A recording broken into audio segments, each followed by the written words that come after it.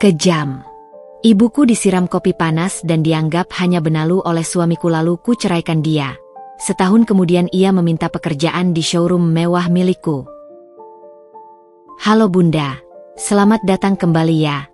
Semoga Bunda semuanya dalam keadaan sehat dan bahagia ya. Sebelum masuk ke ceritanya, silahkan Bunda-Bunda semuanya absen terlebih dahulu ya. Bunda semuanya dari daerah mana saja yang sudah subscribe, semoga rezekinya lancar ya. Mentari pagi menyapa lembut tirai kamar Riana, namun sinarnya tak mampu menembus kegelapan yang masih bersemayam di hatinya. Setahun telah berlalu sejak malam mengerikan itu, namun setiap detailnya masih terukir jelas dalam benaknya, seolah baru terjadi kemarin sore. Aroma kopi, yang dulu begitu akrab dan menenangkan, kini selalu membangkitkan rasa mual dan amarah yang tertahan. Riana menghela napas panjang, mencoba mengusir bayangan wajah Miko yang penuh kejengkelan saat menyiramkan kopi panas ke tangan ibunya. Ibunya, Kartika, wanita lembut dengan senyum teduh yang selalu menyayanginya tanpa syarat. Bagaimana bisa seorang pria yang pernah berjanji untuk mencintainya seumur hidup, memperlakukan ibunya dengan begitu keji? Kata-kata Miko saat itu, benalu, bisanya cuma merepotkan, masih terngiang jelas di telinganya, bagai bisikan iblis yang merobek kehormatan keluarganya. Sebelum bertemu Miko, hidup Riana terbilang sederhana namun bahagia. Ia tumbuh besar dalam kasih sayang ibunya, setelah ayahnya meninggal dunia saat ia masih remaja. Kartika bekerja keras sebagai penjahit rumahan untuk membesarkan Riana, mengajarkan tentang ketulusan, kesabaran, dan harga diri. Riana selalu mengagumi ketangguhan ibunya, dan berjanji dalam hati untuk selalu menjaga dan membahagiakannya. Cinta datang dalam hidup Riana melalui Miko, seorang arsitek muda yang penuh pesona. Pertemuan mereka di sebuah pameran seni terasa seperti takdir. Miko begitu perhatian, pintar, dan tampak menghargai Riana apa adanya. Ia bahkan terlihat sangat dekat dan menghormati Kartika di awal hubungan mereka. Riana merasa telah menemukan pelabuhan hatinya, seorang pria yang tak hanya mencintainya, tapi juga menyayangi ibunya. Pernikahan mereka berlangsung meriah, disaksikan oleh keluarga dan teman-teman terdekat. Di awal pernikahan, semuanya tampak indah. Miko bersikap manis dan perhatian. Kartika sering berkunjung, dan suasana rumah selalu hangat dan penuh tawa. Namun, seiring berjalannya waktu, perubahan dalam diri Miko mulai terlihat. Ia menjadi lebih tertutup, mudah marah, dan seringkali bersikap dingin pada Kartika. Riana mencoba berbicara dengan Miko, menanyakan apa yang mengganggunya. Namun, Miko selalu mengelak atau memberikan jawaban yang tidak memuaskan. Ia mulai mengeluh tentang kehadiran Kartika yang dianggapnya terlalu sering ikut campur urusan rumah tangga mereka, meskipun Kartika selalu berusaha menjaga jarak dan hanya datang jika diundang. Ketegangan semakin meningkat dari hari ke hari. Riana merasa terjebak di antara cintanya pada Miko dan baktinya pada ibunya. Ia berusaha menjadi penengah, namun usahanya seringkali berujung pada pertengkaran dengan Miko. Pria itu semakin menunjukkan sisi gelapnya, sisi egois dan tidak menghargai orang lain. Puncaknya terjadi pada malam itu. Malam di mana kopi panas menjadi saksi bisu kekejaman Miko. Setelah kejadian itu, tidak ada lagi keraguan di hati Riana. Ia tidak bisa memaafkan penghinaan yang Miko lakukan pada ibunya. Harga diri dan baktinya pada Kartika jauh lebih berharga daripada mempertahankan pernikahan yang telah ternoda oleh kekerasan verbal dan perlakuan yang tidak manusiawi. Keputusan untuk bercerai adalah keputusan terberat dalam hidup Riana, namun juga yang paling tepat. Ia tahu, ia pantas mendapatkan lebih dari ini, dan ibunya tidak layak diperlakukan seperti itu oleh siapapun. Setelah perceraian itu, Riana fokus pada penyembuhan luka hatinya dan ibunya. Ia mencurahkan seluruh energinya untuk membangun kembali hidupnya, dengan tekad untuk membuktikan bahwa ia bisa sukses tanpa Miko. Setahun kemudian, Riana berhasil mewujudkan impiannya. Dengan modal dari tabungannya dan dukungan moral dari Kartika, ia membuka sebuah showroom mobil mewah. Kecintaannya pada otomotif dan kejeliannya dalam berbisnis membawa showroomnya dikenal dan dipercaya oleh banyak pelanggan. Riana Auto Gallery menjadi simbol kebangkitannya, bukti bahwa ia mampu berdiri tegak setelah badai menerjang. Namun, takdir memang penuh kejutan. Sebuah kejutan yang akan kembali menguji keteguhan hatinya dan memaksa Riana untuk menghadapi masa lalunya secara langsung. Kejutan yang datang dalam sosok seorang pria yang berdiri di hadapannya, memohon pekerjaan dengan tatapan penuh penyesalan. Miko, mantan suaminya. Aroma kopi yang dulu menyakitkan, kini bercampur dengan bau persaingan dan dendam yang mungkin saja belum sepenuhnya padam. Babak baru dalam hidup Riana baru saja dimulai, dan ia tidak tahu badai apa lagi yang akan menghadangnya. Keheningan yang menggantung di udara Riana Auto Gallery terasa begitu pekat, seolah debu-debu halus yang beterbangan di bawah sorot lampu showroom ikut menahan napas. Mobil-mobil mewah yang dipoles mengkilap, deretan aset tak bergerak yang menjadi bukti kesuksesan Riana, tampak membisu menyaksikan interaksi tegang di ruang penerimaan yang biasanya ramai dengan sapaan hangat dan negosiasi harga. Para karyawan, yang awalnya menyambut kedatangan seorang pria lusuh dengan tatapan bingung, kini mencuri pandang dengan rasa ingin tahu yang besar, seperti penonton bisu dalam sebuah drama yang tak terduga. Riana berdiri tegak di balik mejanya, menatap Miko dengan sorot mata sedingin es.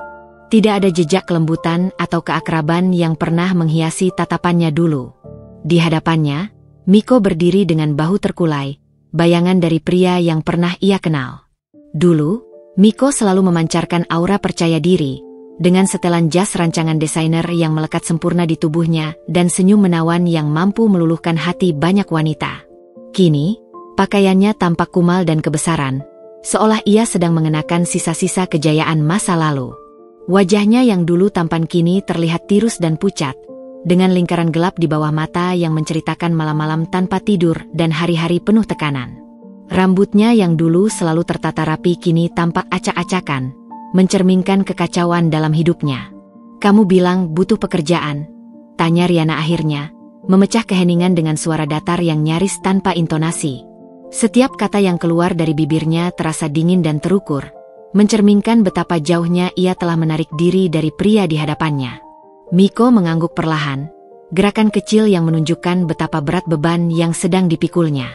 Matanya, yang dulu selalu menatap Riana dengan penuh cinta atau ambisi, kini tertunduk lesu, seolah tak berani menghadapi kenyataan yang terpancar dari mata mantan istrinya. "Iya, Riana, aku sedang benar-benar kesulitan. Setelah perceraian itu, semuanya terasa seperti runtuh. Proyek-proyek arsitekturku dibatalkan satu persatu. Bisnisku bangkrut. Aku tidak punya apa-apa lagi." Suaranya tercekat di akhir kalimat, menampakkan kerapuhan yang belum pernah Riana lihat sebelumnya. Sebuah seringai sinis tak dapat dicegah muncul di bibir Riana. Jadi, ini motifnya? Bukan rasa bersalah yang mendalam atas perbuatannya yang keji, bukan penyesalan tulus yang membuatnya mencari ibunya dan dirinya, melainkan keterpurukan ekonomi yang membuatnya mencari pekerjaan. Rasa iba sesaat yang sempat menyentuh hatinya kini menguap, digantikan oleh gelombang kemarahan yang kembali menghantamnya. "Lalu, dengan semua itu, kenapa kamu datang ke sini, Miko? Apa kamu benar-benar berpikir bahwa setelah apa yang kamu lakukan pada ibuku, setelah kamu menghinanya dan menyiramnya dengan kopi panas, aku akan dengan mudah memberimu pekerjaan? Di perusahaan yang kubangun dengan susah payah, dengan keringat dan air mata." Suara Riana meninggi di setiap kalimat, emosi yang selama ini ia tekan akhirnya mulai mencari jalan keluar. Miko mendongak dengan cepat, matanya yang memelas akhirnya bertemu dengan tatapan dingin Riana. "Aku tahu aku salah, Riana. Sangat salah. Aku menyesal, sungguh menyesal.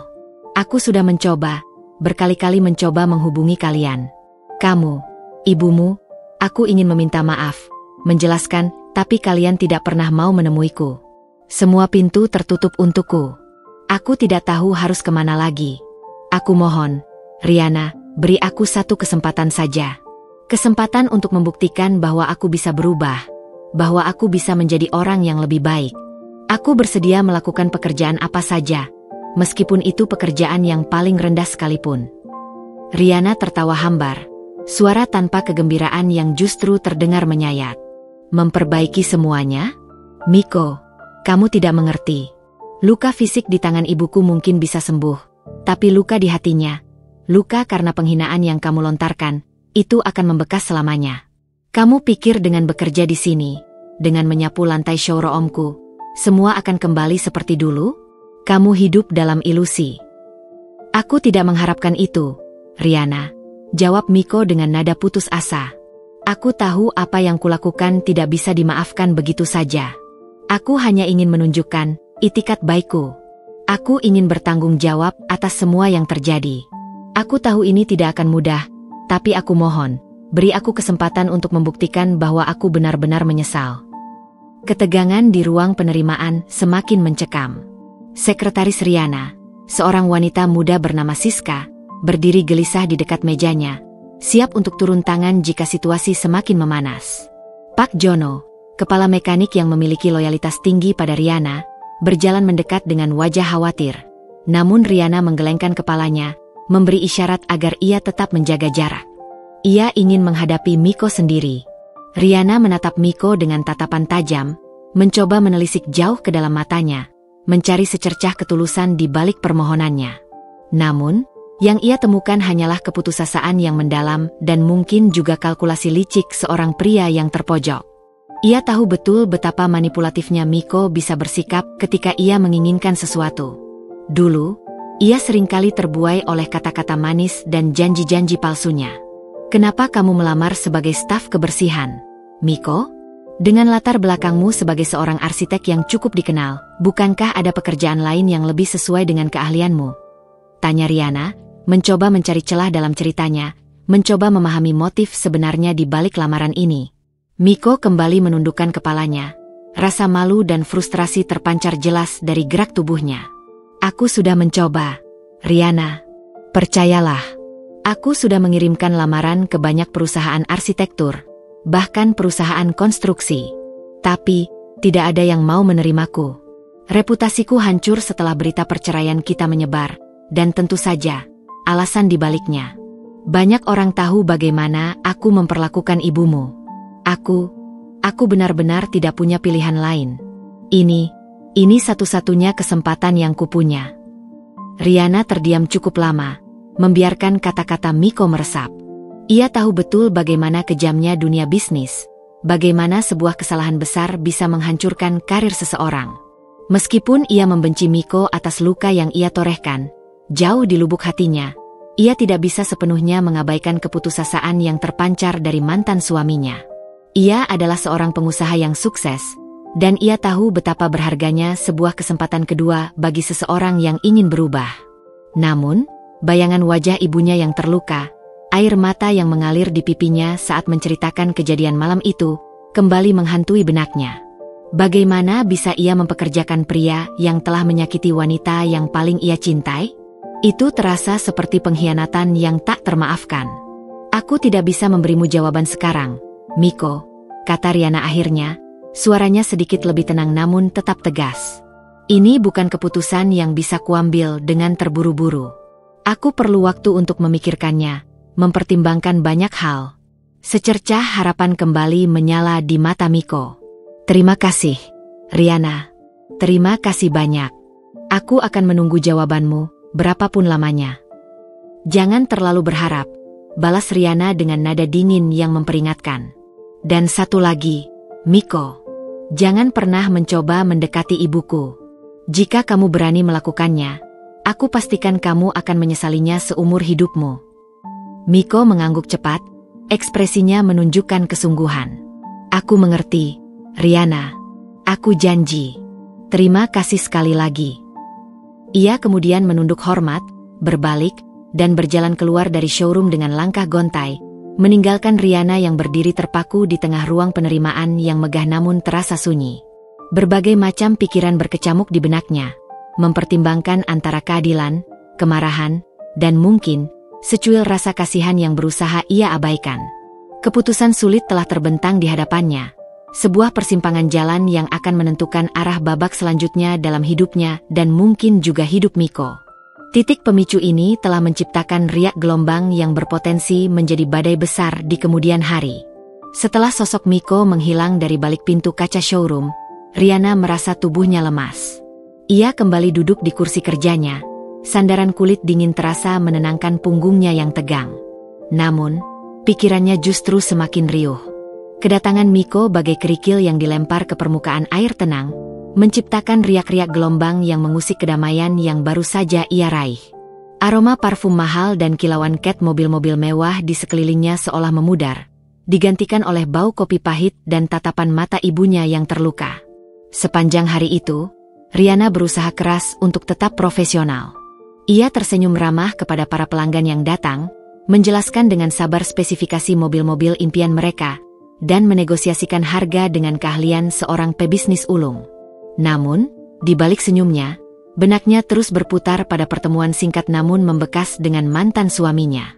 Ia mencoba fokus pada angka-angka laporan penjualan yang terhampar di mejanya, pada janji temu dengan pemasok suku cadang, dan pada konsep iklan terbaru yang sedang digodok tim marketingnya. Namun, bayangan wajah Miko yang penuh harap bercampur putus asa terus menerobos masuk, mengganggu konsentrasinya. Saat makan siang, Riana memilih untuk menyendiri di ruang kerjanya. Ia membuka kotak bekal yang disiapkan ibunya pagi itu, namun selera makannya hilang. Nasi goreng dengan suiran ayam dan telur dadar yang biasanya terasa begitu nikmat kini terasa hambar. Ia hanya mengaduk-aduk makanannya tanpa berniat menyuapkan sesendok pun. Pikiran tentang Miko terus menghantuinya. Apakah ia benar-benar sedang terpuruk? Apakah penyesalannya tulus? Atau hanya taktik seorang pria yang sedang mencari jalan keluar dari kesulitan ekonominya? Siska, sekretarisnya yang peka, mengetuk pintu dengan lembut sebelum masuk. Di tangannya tergenggam secangkir teh hangat. "Bu Riana, Anda baik-baik saja? Anda terlihat kurang bersemangat hari ini." Riana menghela napas panjang, mencoba menyunggingkan senyum tipis. "Terima kasih, Siska. Saya hanya sedikit lelah. Ada banyak hal yang perlu dipikirkan." Siska meletakkan cangkir teh di meja Riana. "Pria yang datang tadi pagi, itu benar mantan suami ibu?" Tanyanya dengan nada hati-hati. Ia tahu bahwa Riana tidak suka membahas masa lalunya, namun ia merasa perlu menunjukkan dukungannya. Riana mengangguk pelan. "Ya, Miko. Dia melamar pekerjaan di sini." Mata Siska membulat lagi. Kali ini dengan ekspresi yang lebih jelas menunjukkan keterkejutan dan ketidaksetujuan. "Melamar pekerjaan? Di sini? Setelah semua yang terjadi?" "Itulah yang membuat saya bingung, Siska," ujar Riana, akhirnya membuka diri. "Sebagian diri saya merasa kasihan melihat keadaannya. Dia tampak benar-benar putus asa.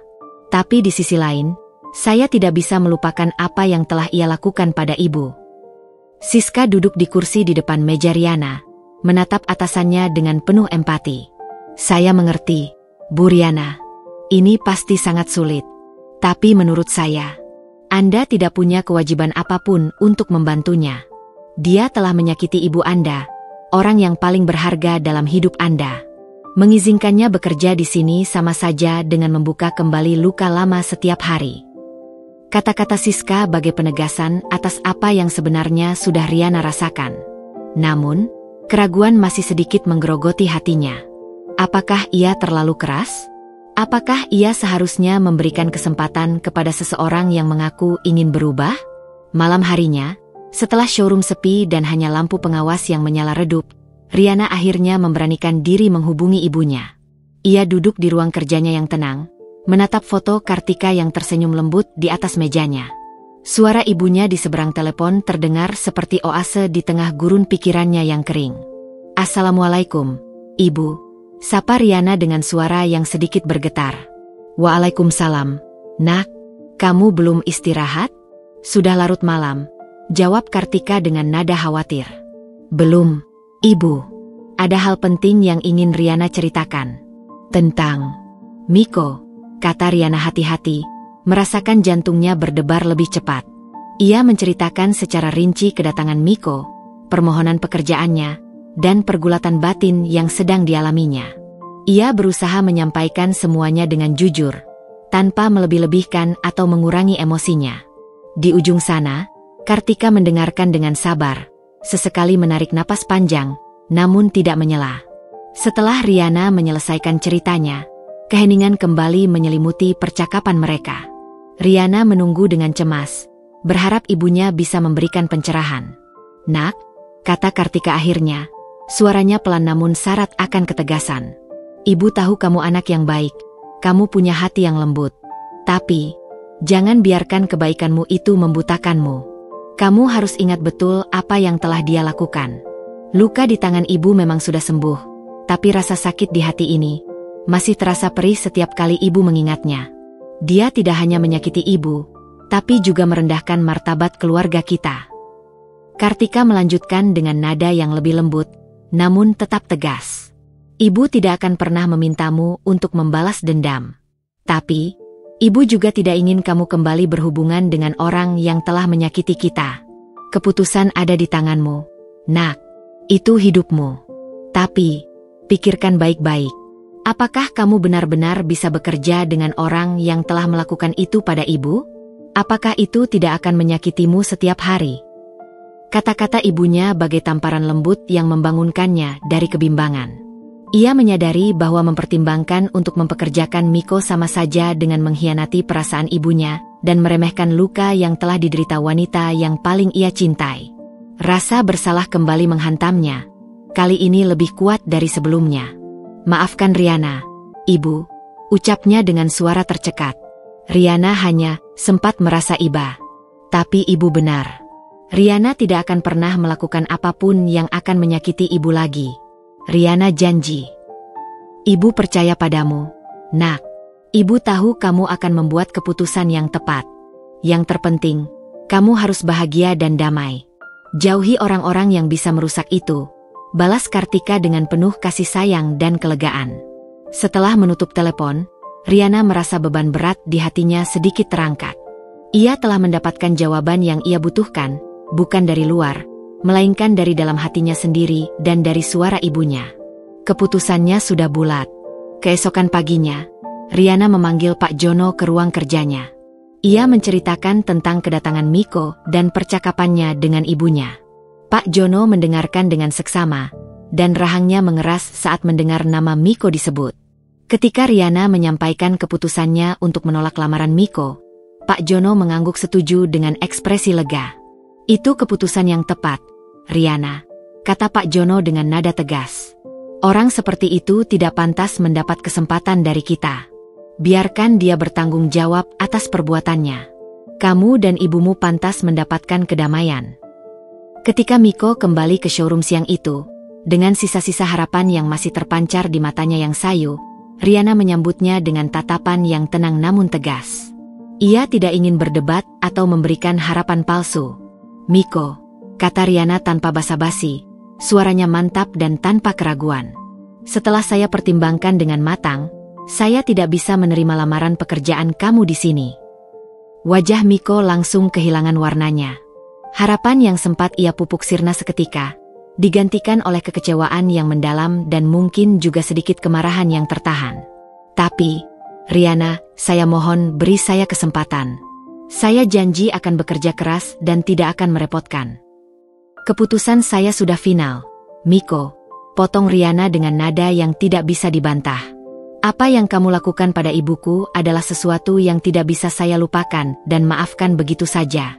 Saya tidak bisa membayangkan bekerja setiap hari dengan orang yang telah menyakiti keluarga saya. Kamu harus mencari pekerjaan di tempat lain. Miko terdiam, menatap Riana dengan tatapan kosong dan terluka. Ia seolah tidak percaya dengan penolakan yang begitu tegas. Jadi, tidak ada harapan sama sekali?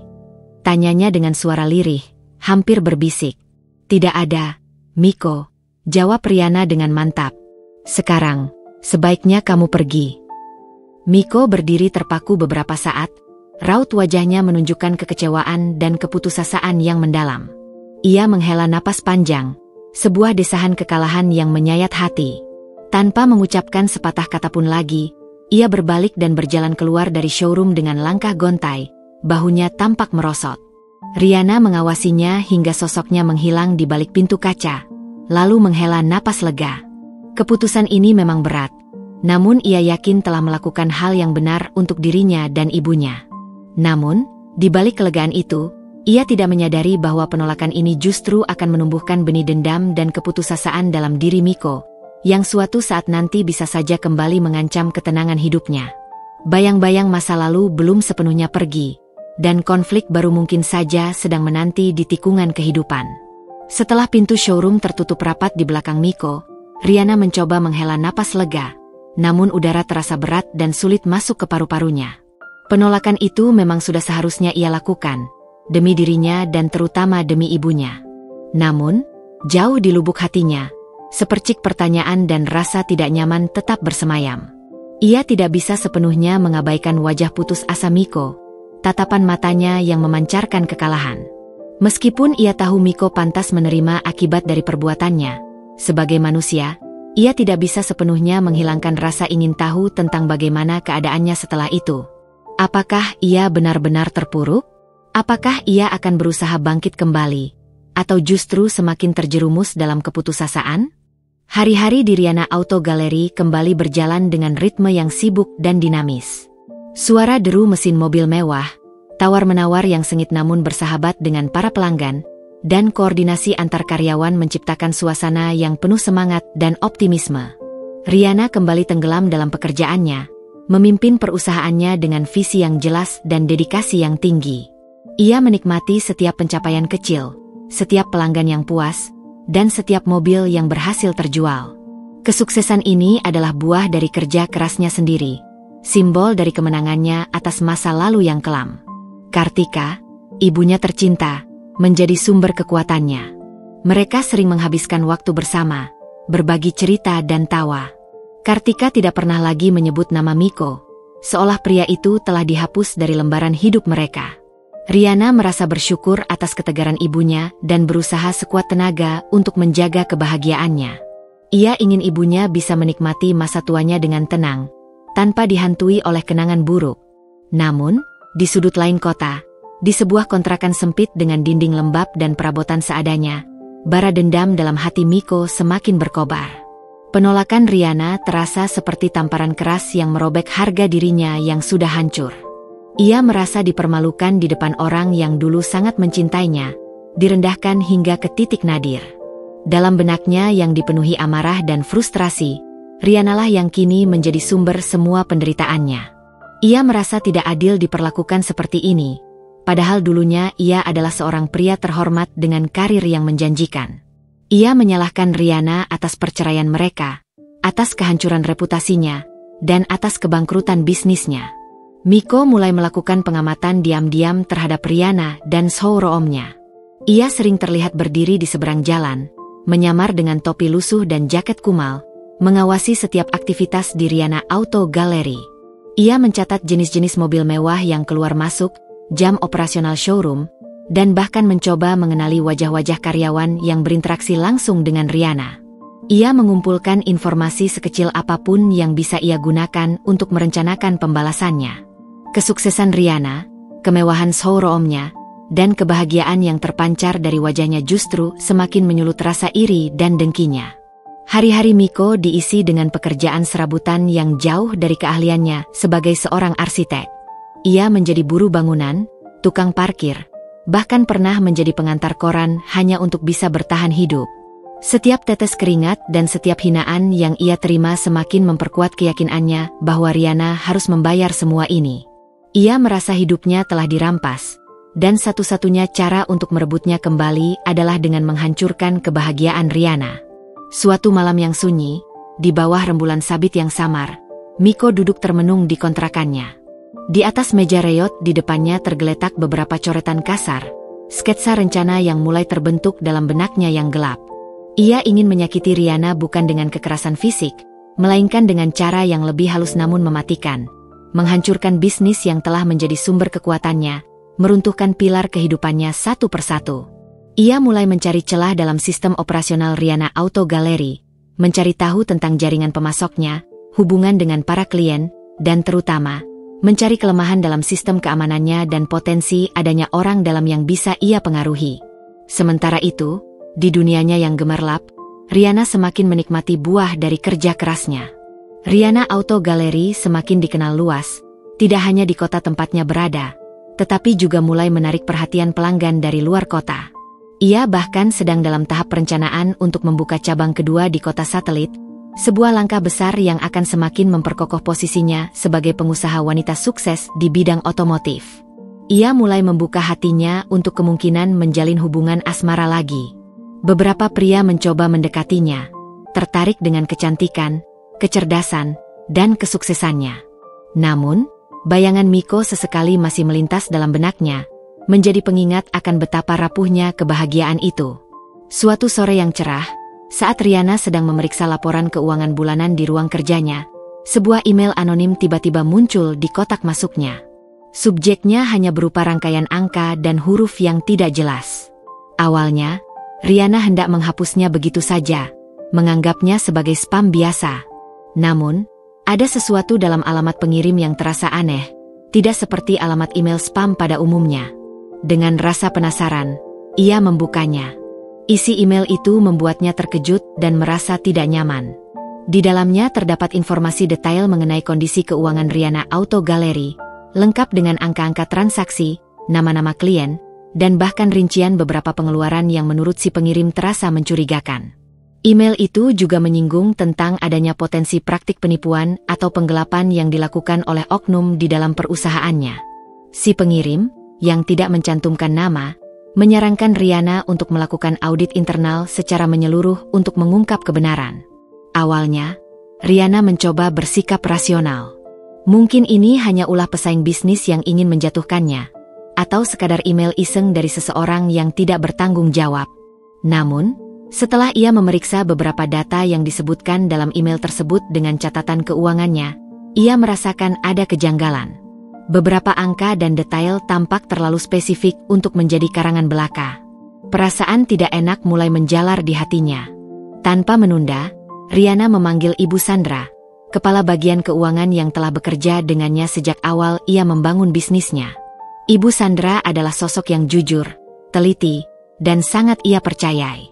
Riana menunjukkan email anonim tersebut dan meminta Ibu Sandra untuk melakukan audit internal secara menyeluruh dan rahasia. Ia menekankan betapa pentingnya untuk menemukan kebenaran di balik informasi yang mencurigakan ini. Ibu Sandra terkejut dan menunjukkan kekhawatiran yang mendalam setelah membaca isi email tersebut.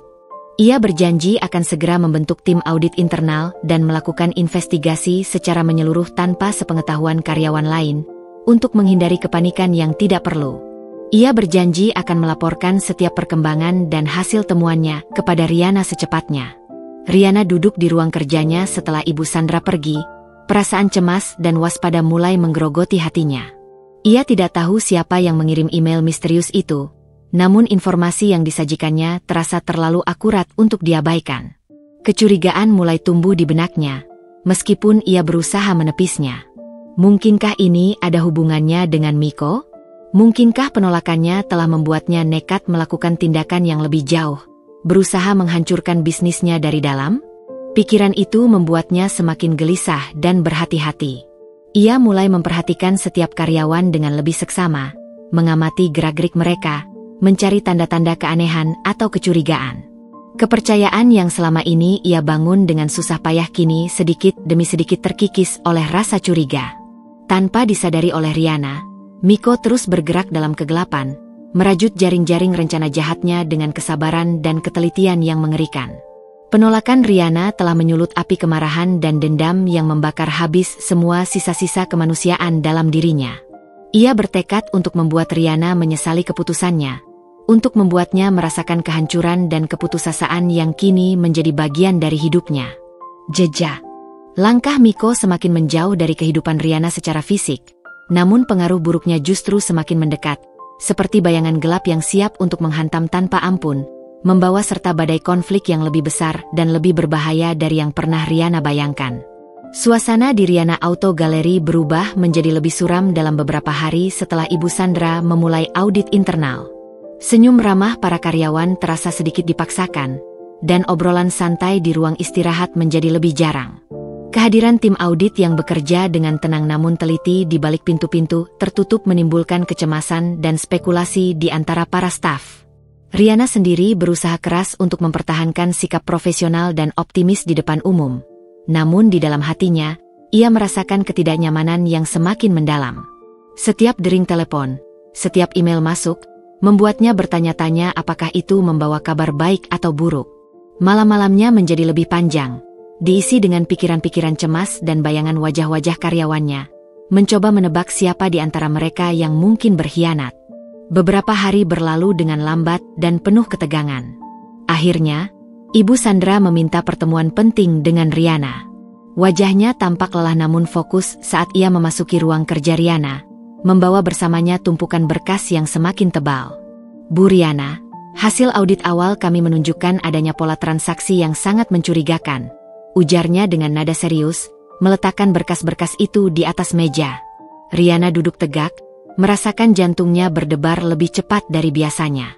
Pola seperti apa, Bu Sandra? Jelaskan pada saya.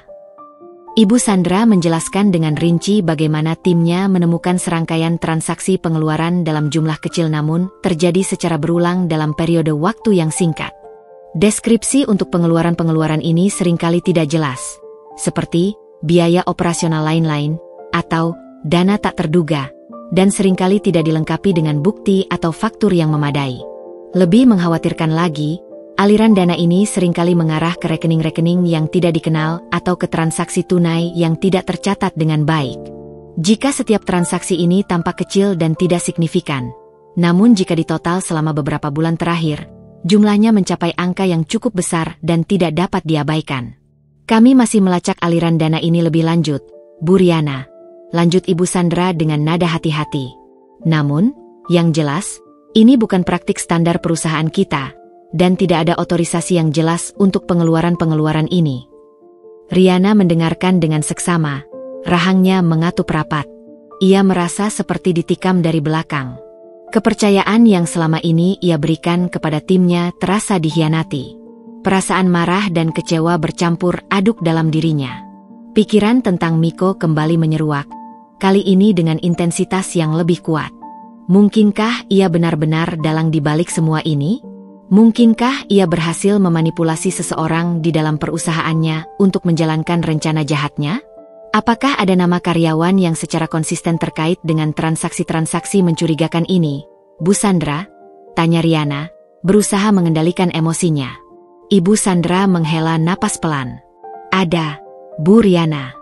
Seperti yang saya sebutkan sebelumnya, nama Anton dari bagian administrasi beberapa kali muncul dalam catatan transaksi ini. Ia seringkali menjadi pihak yang mengajukan atau menyetujui pengeluaran-pengeluaran dengan deskripsi yang tidak jelas. Mendengar nama Anton, Riana merasakan kejutan yang mendalam bercampur dengan rasa tidak percaya. Anton adalah sosok yang selama ini ia anggap sebagai karyawan yang biasa-biasa saja, tidak menonjol namun selalu menjalankan tugasnya dengan baik. Ia tidak pernah menunjukkan gelagat aneh atau menimbulkan masalah. Mengapa justru namanya yang muncul? Apakah ada bukti lain yang memberatkan Anton, Bu Sandra? Selain namanya yang tercantum dalam catatan transaksi, desak Riana. Kami sedang mengumpulkan bukti-bukti pendukung lainnya, Bu Riana, jawab Ibu Sandra. Kami sedang memeriksa log akses komputernya, riwayat komunikasinya, dan membandingkannya dengan jadwal kerjanya saat transaksi-transaksi mencurigakan itu terjadi. Kami juga sedang berusaha untuk melacak kemana aliran dana itu sebenarnya bermuara. Yang jelas, kita harus sangat berhati-hati. Jika memang ada keterlibatan pihak dalam, mereka pasti akan berusaha keras untuk menutupi jejaknya dan mungkin saja tidak bertindak sendiri. Riana mengangguk pelan, otaknya bekerja keras mencoba menganalisis situasi ini. Ia meminta Ibu Sandra untuk melanjutkan penyelidikan dengan lebih intensif namun tetap diam-diam. Ia juga meminta laporan perkembangan secara berkala. Setelah Ibu Sandra pergi, Riana duduk termenung di kursinya. Perasaan tidak tenang semakin mencengkeram hatinya. Ia mulai menatap foto-foto karyawannya di papan pengumuman dengan tatapan curiga, mencoba mencari petunjuk atau gelagat aneh yang mungkin selama ini terlewatkan. Sementara itu, jauh dari kemewahan showroom, di kontrakannya yang kumuh, Miko tersenyum sinis. Rencananya berjalan lebih mulus dari yang ia harapkan. Ia berhasil menjerat Anton ke dalam perangkapnya. Anton, yang terjerat utang akibat kecanduan judi online, menjadi sangat rentan terhadap tawaran Miko. Dengan iming-iming sejumlah uang yang besar dan janji untuk melunasi semua utangnya, Miko berhasil memanipulasi Anton untuk menjadi mata-matanya di dalam Riana Auto Gallery. Tugas Anton tidak hanya melakukan transaksi-transaksi kecil yang mencurigakan untuk mengacaukan pembukuan, tetapi juga memberikan informasi detail tentang sistem keamanan showroom, jadwal kerja karyawan penting, dan bahkan informasi pribadi Riana yang mungkin bisa ia gunakan di kemudian hari. Miko merasa puas melihat benih keraguan dan ketidakpercayaan mulai tumbuh di dalam perusahaan Riana. Ia tahu bahwa untuk menghancurkan sebuah bangunan yang kokoh, ia tidak perlu menyerangnya dari luar dengan kekuatan besar. Ia hanya perlu merusak fondasinya dari dalam, membuatnya rapuh dan mudah runtuh. Selain memanipulasi Anton, Miko juga terus melakukan pengamatan terhadap Riana dari jauh. Ia melihat betapa sukses dan diseganinya mantan istrinya itu. Setiap kali ia melihat Riana tertawa atau berinteraksi dengan ramah dengan para pelanggannya, rasa irinya semakin membuncah. Ia merasa tidak adil bahwa Riana bisa menikmati hidup yang nyaman dan bahagia, sementara ia harus berjuang untuk bertahan hidup dalam kesepian dan kesulitan. Suatu malam yang dingin, saat Riana sedang menyelesaikan pekerjaannya di kantor hingga larut malam, ponselnya bergetar. Sebuah pesan singkat masuk dari nomor yang tidak dikenal. Jantung Riana berdebar kencang saat membacanya. Hati-hati dengan orang terdekatmu. Mereka tidak semua seperti yang kamu kira. Pesan itu singkat, namun berhasil menanamkan rasa takut dan paranoia yang lebih dalam di benaknya. Siapa yang mengirim pesan ini? Apakah ini peringatan tulus dari seseorang yang mengetahui rencana jahat Miko? Atau justru bagian dari permainan psikologis yang sedang dimainkan oleh Miko sendiri? Riana semakin merasa terisolasi dan tidak tenang. Ia mulai mencurigai semua orang di sekitarnya. Senyum ramah Siska, nasihat bijak Pak Jono, bahkan laporan detail dari Ibu Sandra pun kini ia pandang dengan sedikit keraguan. Kepercayaan yang dulu menjadi fondasi hubungannya dengan para karyawannya kini perlahan terkikis oleh bisikan kecurigaan dan ketidakpastian. Bayang-bayang Miko seolah-olah hadir di setiap sudut showroom, mengintai dalam kegelapan dan siap untuk menyerang kapan saja.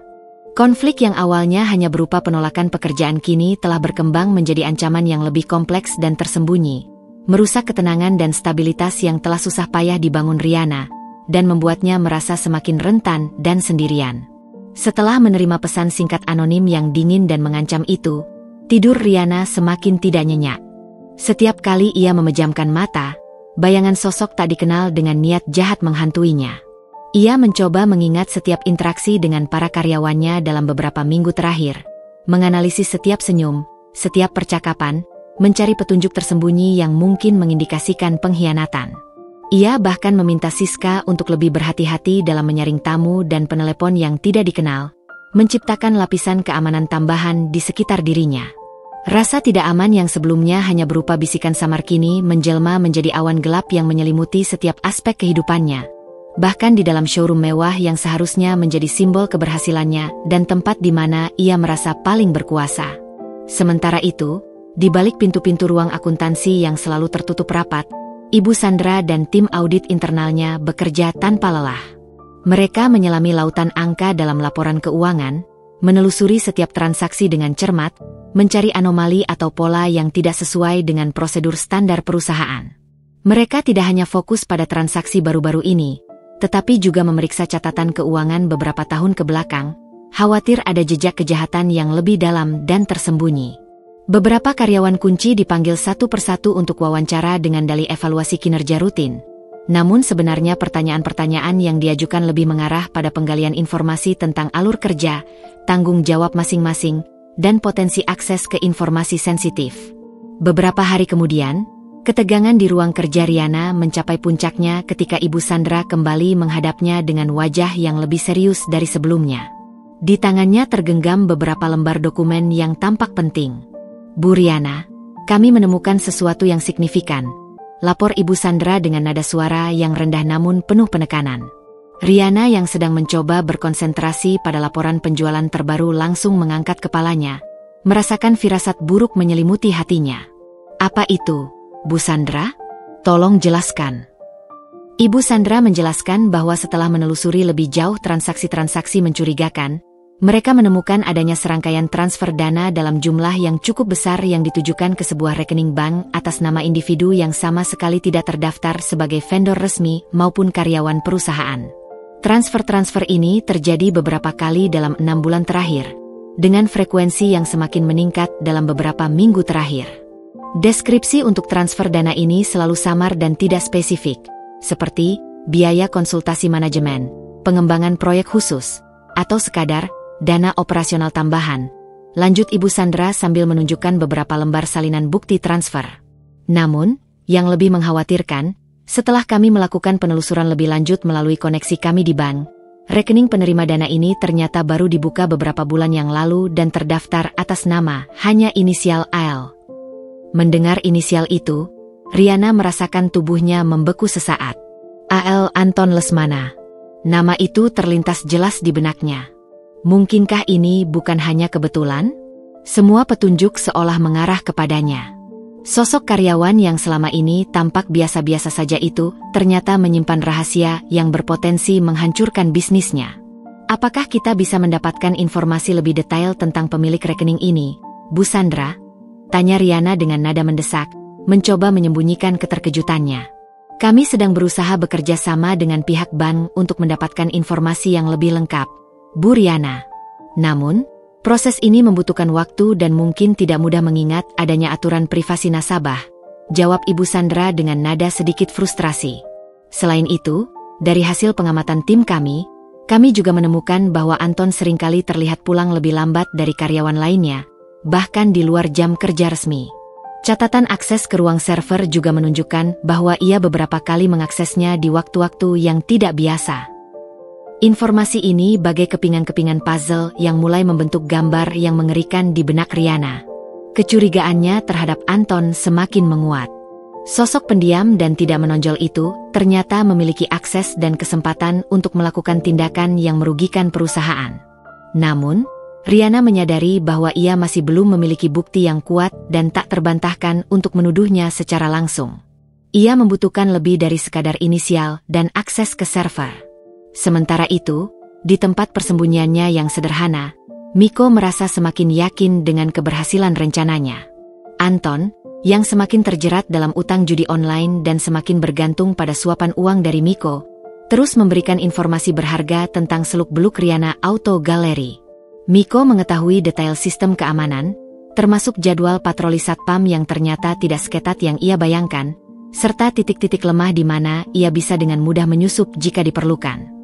Ia juga mendapatkan informasi penting tentang rencana ekspansi Riana untuk membuka cabang baru, lengkap dengan perkiraan anggaran dan lokasi potensial. Informasi ini menjadi amunisi baru dalam rencana jahatnya. Miko mulai merencanakan langkah selanjutnya dengan lebih matang. Ia tidak hanya ingin merusak keuangan Riana, tetapi juga menghancurkan reputasi showroom-nya yang telah dibangun dengan susah payah. Ia ingin para pelanggan kehilangan kepercayaan, para pemasok ragu untuk bekerja sama, dan citra Riana sebagai pengusaha sukses hancur berkeping-keping.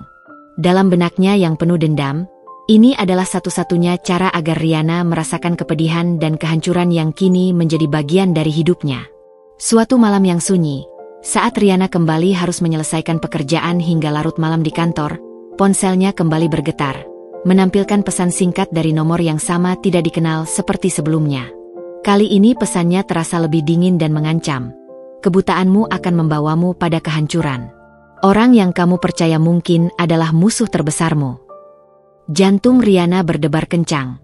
Rasa takut dan paranoia semakin mencengkeramnya. Ia merasa seperti sedang berjalan di atas tali tipis di atas jurang yang dalam. Tidak tahu siapa yang bisa ia percayai dan kapan ia akan jatuh. Riana memutuskan untuk tidak gegabah dalam bertindak. Ia mempercayakan sepenuhnya penyelidikan ini kepada Ibu Sandra dan timnya, meminta mereka untuk bekerja lebih cepat namun tetap teliti. Ia juga secara diam-diam meningkatkan keamanan di sekitar showroom, memasang kamera pengawas tambahan di area-area sensitif, dan meminta Pak Jono, kepala mekanik yang loyal dan memiliki insting yang kuat, untuk lebih memperhatikan gerak-gerik para karyawan, terutama Anton. Namun, tanpa mereka sadari, jaring-jaring kebohongan yang dirancang oleh Miko sudah mulai mengikat erat di sekitar Riana dan perusahaannya.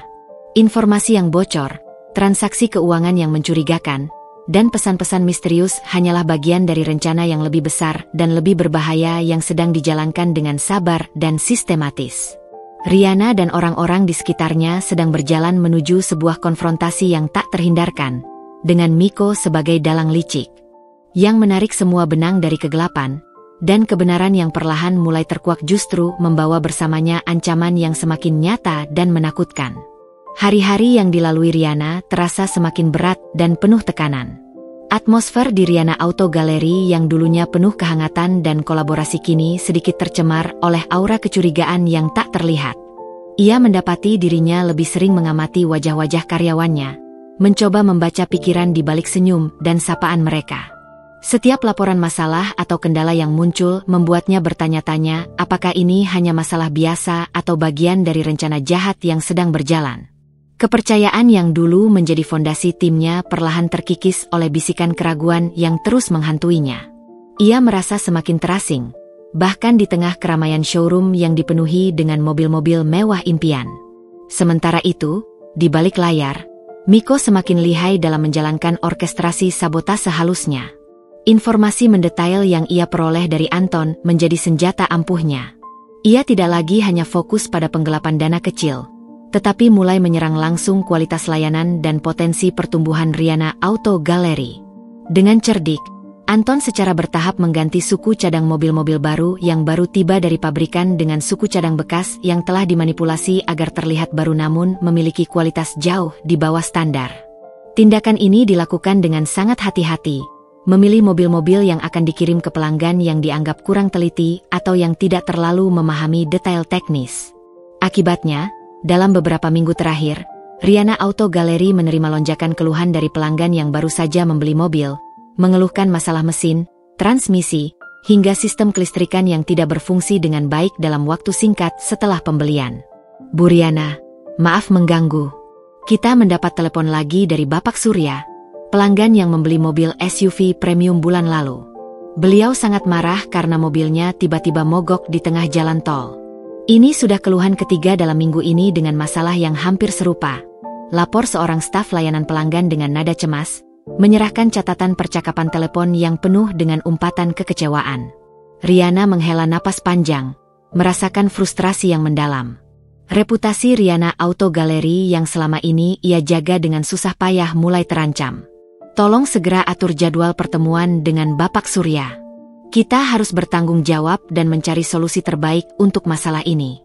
Dan tolong, periksa kembali catatan servis mobil beliau. Pastikan suku cadang yang digunakan saat persiapan adalah suku cadang baru dan sesuai dengan standar pabrikan. Namun, penyelidikan internal yang dilakukan oleh tim mekanik tidak menemukan adanya catatan penggantian suku cadang yang mencurigakan. Semua suku cadang yang terpasang tercatat sebagai suku cadang baru dan asli. Riana semakin bingung dan merasa ada sesuatu yang lebih dalam dari sekadar masalah kualitas produk. Di sisi lain, rencana Riana untuk membuka cabang baru juga menghadapi rintangan yang tidak masuk akal. Beberapa pemilik properti strategis yang awalnya menunjukkan minat besar untuk menyewakan atau menjual lahan mereka tiba-tiba berubah pikiran tanpa alasan yang jelas.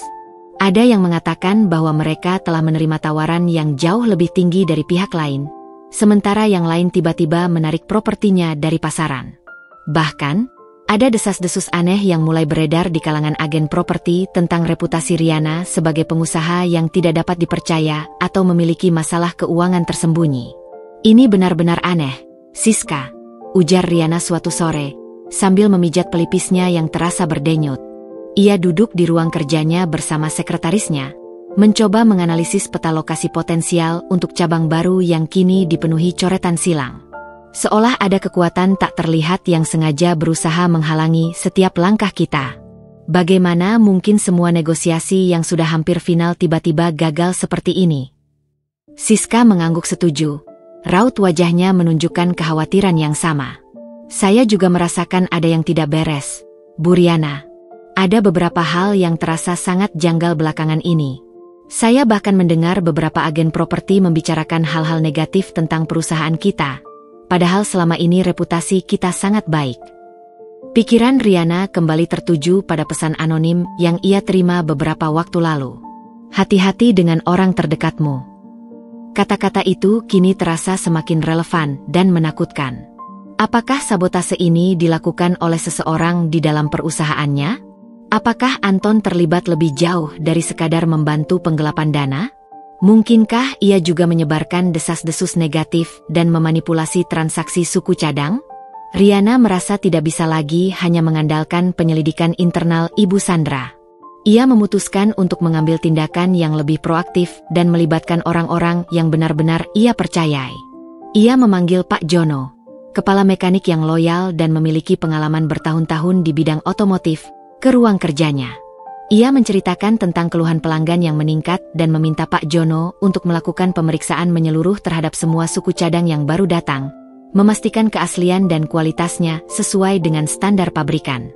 Ia juga meminta Pak Jono untuk lebih mengawasi pekerjaan para mekanik dan teknisi, mencari kemungkinan adanya manipulasi atau penggantian suku cadang yang mencurigakan.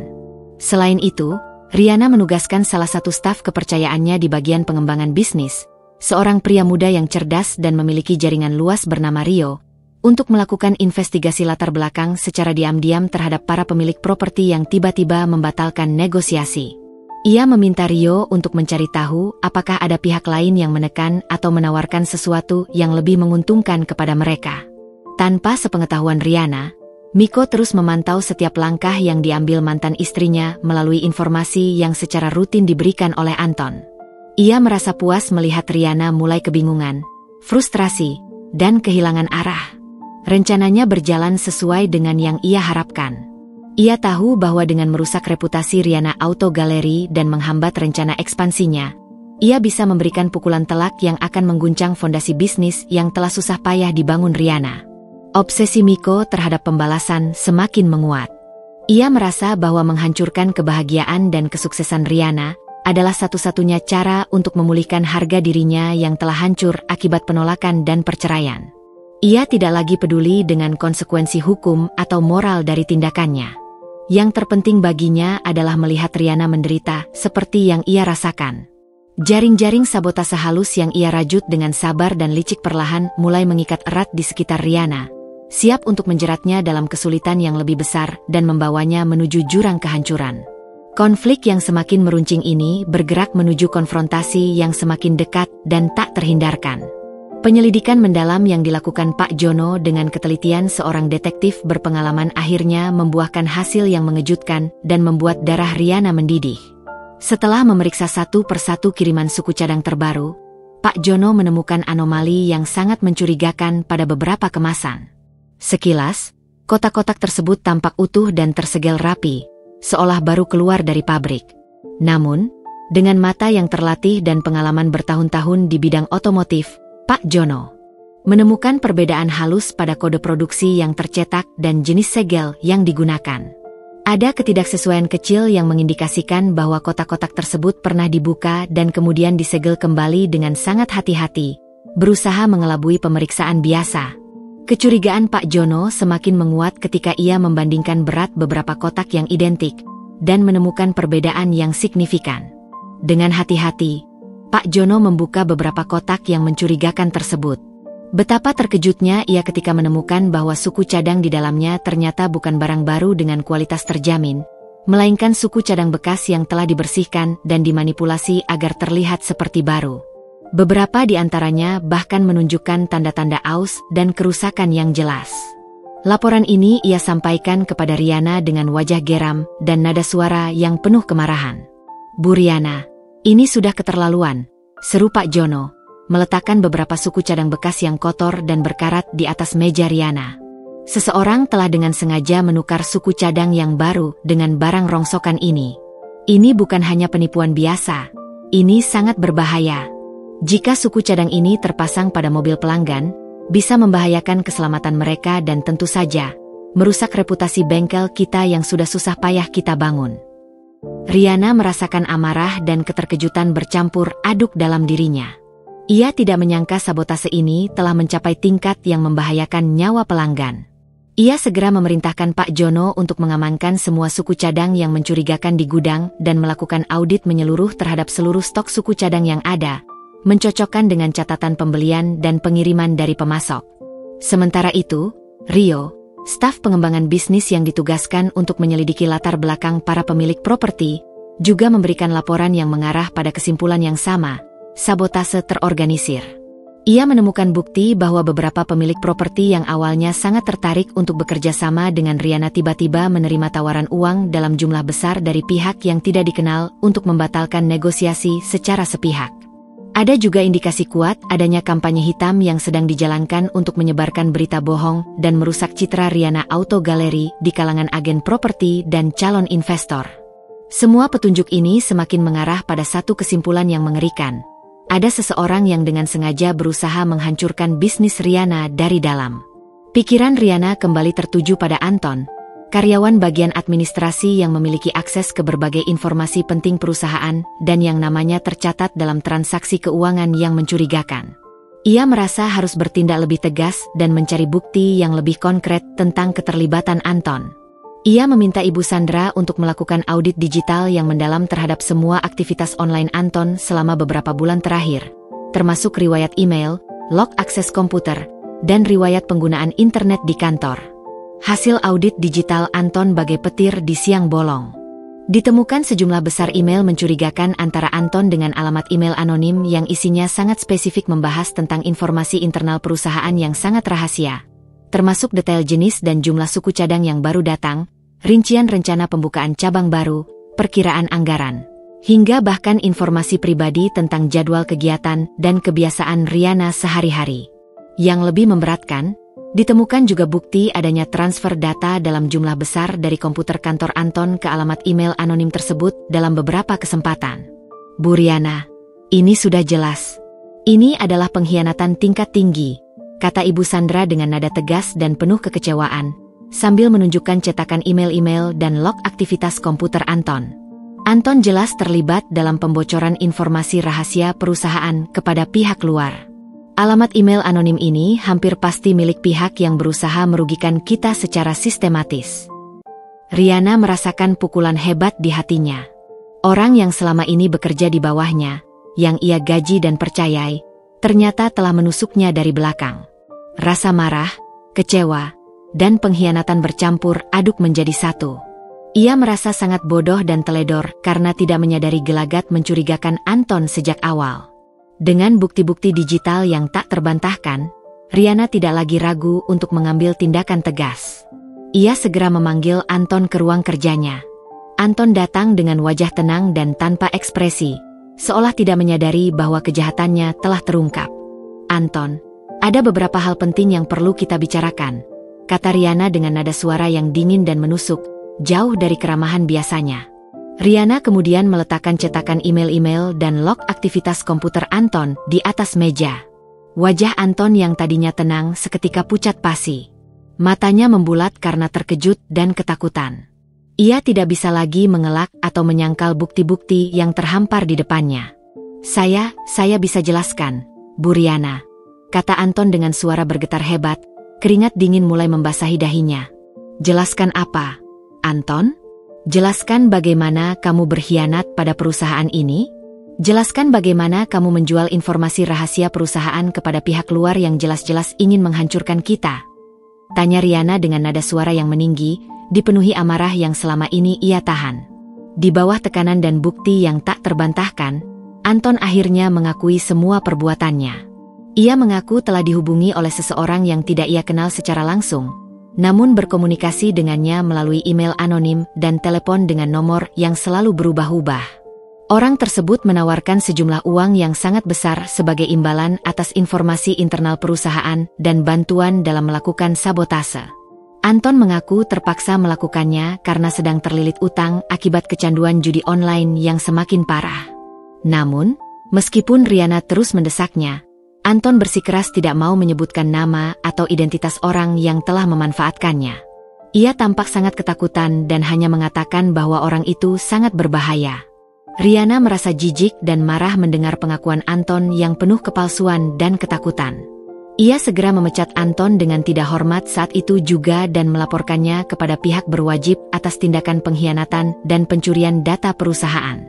Namun, di balik rasa lega karena kebenaran tentang Anton akhirnya terungkap, Rihanna masih merasakan ada sesuatu yang mengganjal. Siapa sebenarnya dalang di balik semua ini? Siapa yang memiliki motif yang begitu kuat untuk menghancurkan bisnisnya? Mengapa mereka tidak menyerang secara langsung, melainkan menggunakan cara yang licik dan tersembunyi? Pikiran Rihanna kembali tertuju pada Miko. Kemunculannya yang tiba-tiba setahun lalu, penolakannya terhadap lamaran pekerjaan Miko yang penuh keputusasaan, dan rangkaian kejadian aneh yang terjadi belakangan ini terasa seperti potongan-potongan puzzle yang perlahan mulai menyatu membentuk sebuah gambar yang menakutkan. Mungkinkah Miko adalah dalang di balik semua ini? Mungkinkah dendamnya karena penolakan dan perceraian begitu besar hingga ia tega melakukan sabotase yang membahayakan bisnis dan reputasinya, bahkan mungkin membahayakan nyawa pelanggan? Kecurigaan Riana terhadap Miko semakin kuat dan tak terhindarkan. Ia merasa harus mencari tahu kebenaran yang sebenarnya, meskipun itu berarti ia harus menghadapi masa lalunya secara langsung. Jaring-jaring kebohongan yang rumit mulai terkuak, dan Riana semakin dekat pada identitas musuh yang berusaha menghancurkannya dari dalam. Namun, ia tidak menyadari bahwa konfrontasi yang sebenarnya dengan Miko, yang selama ini bersembunyi di balik layar, sudah semakin dekat dan akan segera terjadi. Setelah menyerahkan Anton ke pihak kepolisian dengan harapan keadilan akan ditegakkan, Riana masih merasakan gejolak amarah dan kekhawatiran yang mendalam. Penangkapan Anton memang memberikan sedikit kelegaan. Namun pertanyaan krusial tentang siapa dalang sebenarnya di balik serangkaian sabotase yang hampir menghancurkan bisnisnya masih terus menghantuinya bagai mimpi buruk yang berulang. Insting seorang wanita yang pernah mengenal Miko luar dalam berteriak keras bahwa mantan suaminya itulah yang bertanggung jawab. Dendam yang pernah ia lihat di mata Miko saat penolakannya setahun lalu terasa terlalu membara dan membekas untuk diabaikan begitu saja. Namun, logika seorang pengusaha yang membutuhkan bukti konkret untuk bertindak menahannya. Ia tidak bisa hanya mengandalkan firasat dan kecurigaan semata. Riana memutuskan untuk tidak tinggal diam. Ia memulai penyelidikan pribadinya secara diam-diam, bergerak di balik layar tanpa sepengetahuan para karyawannya, termasuk Ibu Sandra dan Pak Jono, agar tidak menimbulkan kepanikan yang lebih luas. Ia mencoba mengingat kembali setiap detail interaksinya dengan Miko setahun yang lalu, saat pria itu tiba-tiba muncul di showroomnya. Setiap kata, setiap tatapan, setiap gerak tubuh Miko ia analisis ulang, mencari petunjuk tersembunyi atau ucapan samar yang mungkin mengisyaratkan rencana balas dendam yang kini mulai terkuak. Ia juga berusaha mengingat apakah Miko pernah mengenal Anton atau memiliki koneksi dengan orang-orang di lingkaran bisnis atau sosialnya. Riana meminta bantuan Rio, staf pengembangan bisnisnya yang memiliki jaringan informasi yang luas dan terpercaya. Ia menceritakan kecurigaannya terhadap Miko dan meminta Rio untuk mencari informasi tentang keberadaan dan aktivitas mantan suaminya saat ini secara diam-diam. Dengan keahliannya, Rio berhasil menemukan jejak Miko di sebuah kontrakan sederhana di pinggiran kota. Sebuah kontras yang menyedihkan dengan kehidupan mewah yang pernah ia nikmati. Rio juga menemukan bahwa Miko bekerja serabutan di berbagai tempat untuk bertahan hidup, mulai dari menjadi buruh bangunan harian hingga pekerjaan kasar lainnya. Informasi ini semakin memperkuat keyakinan Riana bahwa kesulitan ekonomi dan rasa malu akibat penolakan telah memicu dendam yang mendalam dalam diri Miko. Riana juga menghubungi beberapa teman dan kenalan lama Miko yang masih ia kenal. Dengan hati-hati, ia menanyakan tentang sifat dan karakter Miko di masa lalu. Apakah ia dikenal sebagai sosok pendendam atau pernah melakukan tindakan sabotase atau pembalasan ketika merasa sakit hati atau ditolak? Beberapa dari mereka membenarkan bahwa Miko memang memiliki ego yang sangat tinggi dan sangat sulit menerima penolakan atau kegagalan. Mereka juga mengatakan bahwa di balik pesonanya, Miko bisa menjadi sangat licik dan manipulatif jika menginginkan sesuatu atau merasa harga dirinya terluka. Semakin banyak serpihan informasi yang berhasil dikumpulkan Riana, semakin kuat keyakinannya bahwa Miko adalah dalang di balik semua kejadian aneh yang menimpa bisnisnya. Namun, ia menyadari bahwa keyakinan saja tidak cukup. Ia membutuhkan bukti yang tidak terbantahkan, sesuatu yang bisa ia gunakan untuk menghentikan Miko dan melindungi Riana Auto Gallery dari kehancuran lebih lanjut. Tiba-tiba, Riana teringat pada berkas lamaran pekerjaan Miko setahun lalu. Meskipun ia telah menolak lamaran itu, ia menyimpan berkas tersebut di arsip kantor sebagai bagian dari dokumentasi. Ia segera meminta Siska untuk mencari dan membawanya ke ruang kerjanya. Setelah berkas itu ditemukan, Riana memeriksanya kembali dengan seksama. Ia mencatat alamat email dan nomor telepon yang tertera di sana.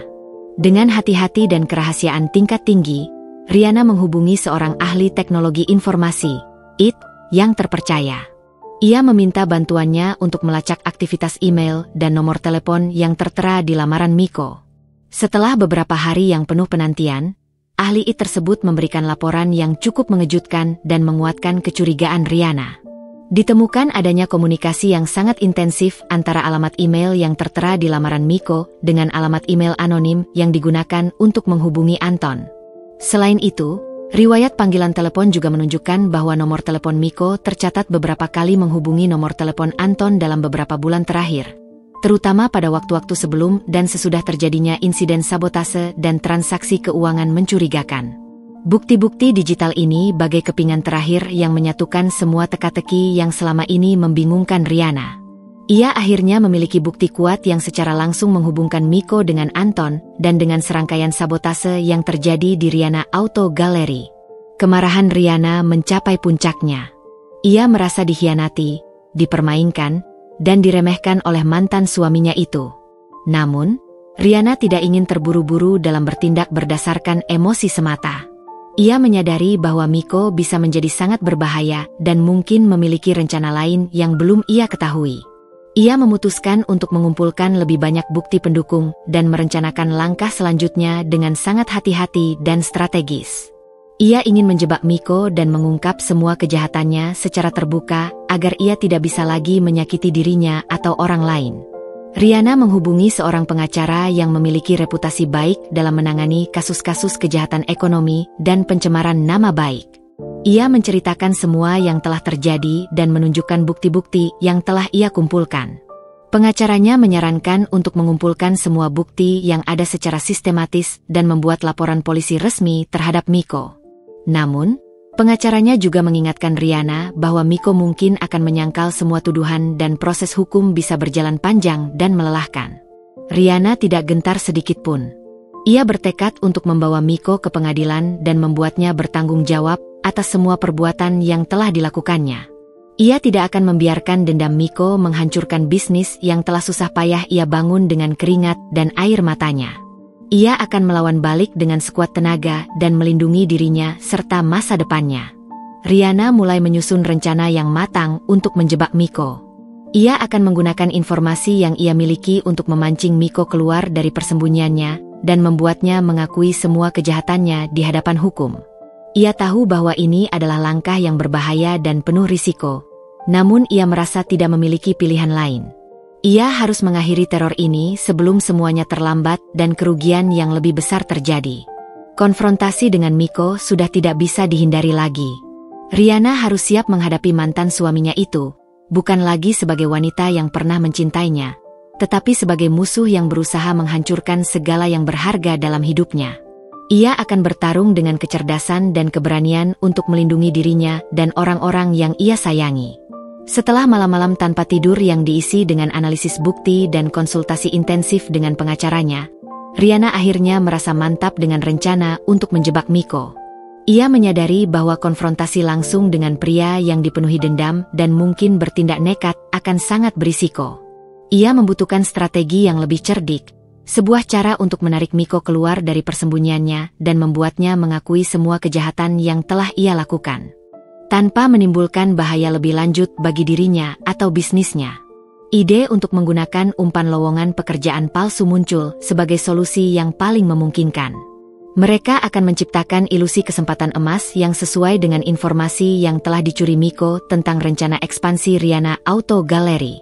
Posisi koordinator pengembangan cabang baru dipilih dengan cermat, mengingat latar belakang Miko sebagai seorang arsitek dan pengetahuannya tentang ambisi Riana untuk mengembangkan bisnisnya. Pengumuman lowongan tersebut dirancang sedemikian rupa agar terlihat sangat menarik dan kredibel. Mereka menawarkan gaji yang jauh di atas rata-rata untuk posisi serupa, tunjangan yang menggiurkan, dan prospek karir yang menjanjikan dalam perusahaan yang sedang berkembang pesat. Pengumuman tersebut disebarkan secara luas melalui berbagai platform rekrutmen online yang populer, situs web khusus untuk profesional di bidang arsitektur dan pengembangan bisnis, serta beberapa media cetak lokal yang relevan. Riana berharap, dengan melihat peluang yang tampak sempurna ini, ego dan keyakinan Miko bahwa ia memiliki keunggulan informasi akan membuatnya tergoda untuk melamar. Sambil menunggu respons dari umpan yang telah disebar, Riana tidak tinggal diam. Ia mengambil langkah-langkah pencegahan yang lebih ketat untuk melindungi Riana Auto Gallery dari potensi sabotase lebih lanjut atau tindakan nekat dari Miko.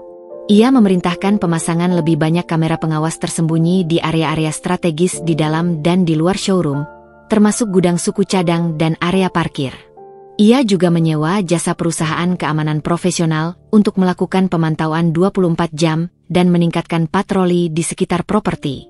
Ia tidak ingin kecolongan jika Miko mencoba menyusup atau melakukan kerusakan sebelum ia berhasil ditangkap.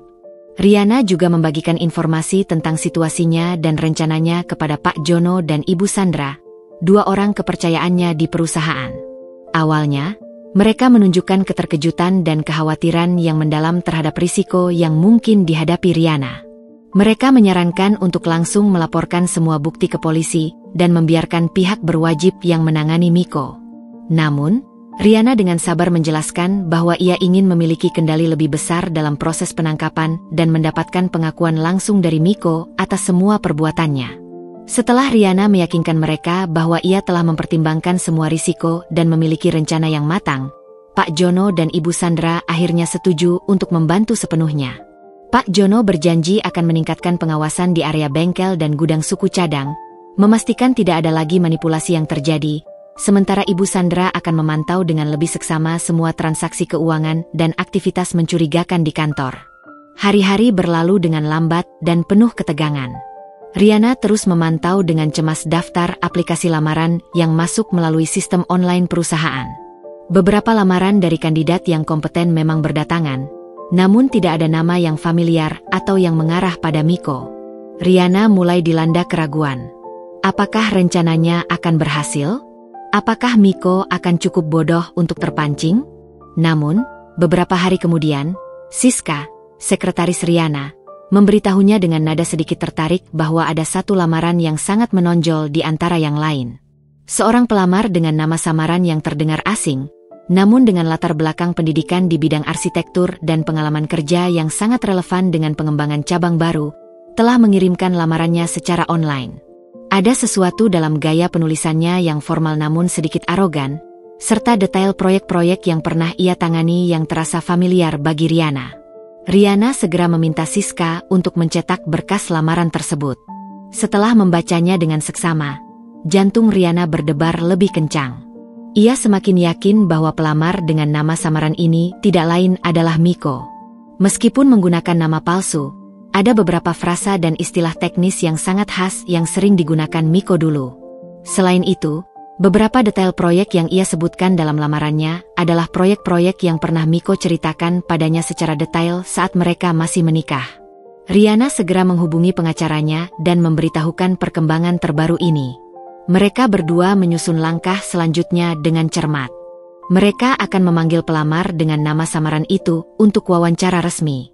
Wawancara tersebut akan dilakukan di ruang meeting kantor Riana dan akan direkam secara diam-diam menggunakan kamera tersembunyi sebagai bukti tambahan. Mereka juga akan berkoordinasi dengan pihak kepolisian, memberikan informasi tentang identitas Miko dan rencana wawancara tersebut, agar pihak berwajib siap untuk melakukan penangkapan setelah Miko mengakui perbuatannya atau jika ia mencoba melarikan diri. Umpan telah dipasang dengan sempurna, dan Riana hanya perlu menunggu Miko, yang dibutakan oleh dendam dan keserakahan, untuk masuk ke dalam perangkap yang telah ia siapkan. Pertarungan yang sebenarnya, pertarungan untuk keadilan dan kebenaran, akan segera dimulai. Hari yang ditentukan untuk wawancara dengan pelamar misterius itu tiba dengan suasana tegang di Riana Auto Gallery.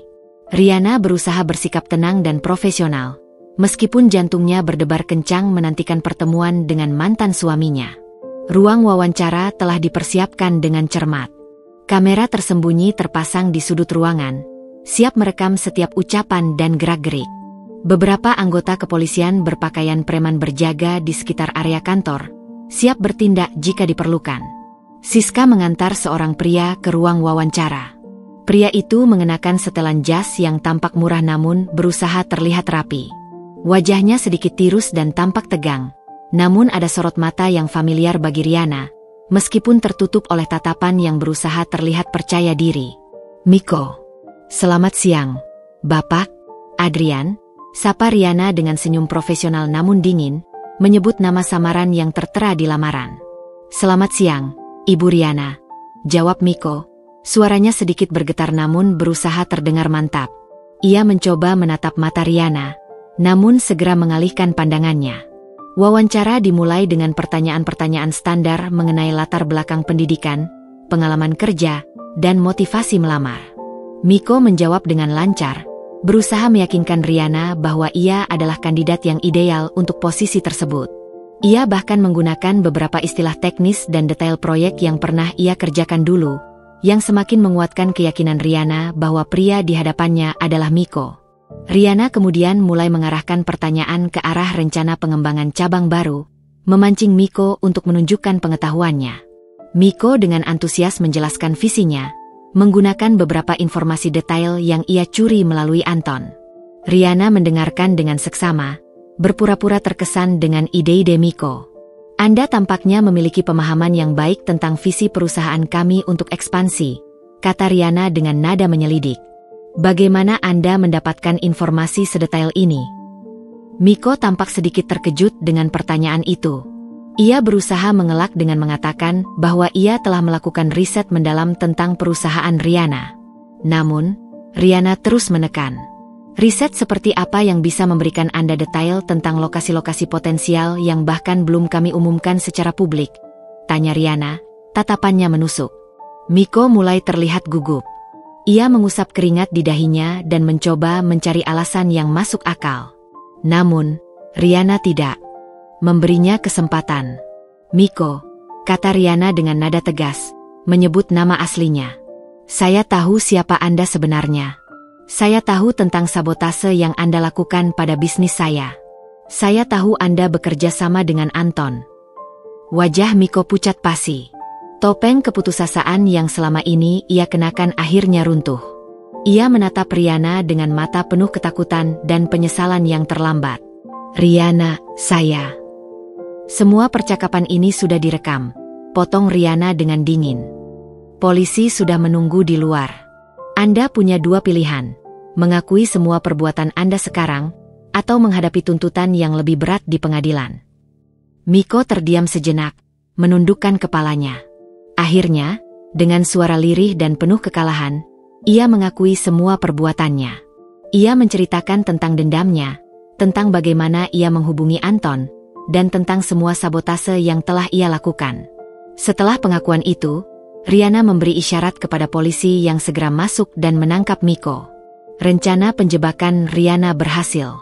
Keadilan akhirnya akan ditegakkan. Namun, di balik rasa lega, Riana masih merasakan sisa-sisa luka lama yang kembali terbuka. Pertemuan dengan Miko, meskipun singkat, telah mengingatkannya pada masa lalu yang pahit. Kini, ia harus kembali berjuang untuk menyembuhkan luka itu dan membangun kembali kepercayaannya pada orang lain.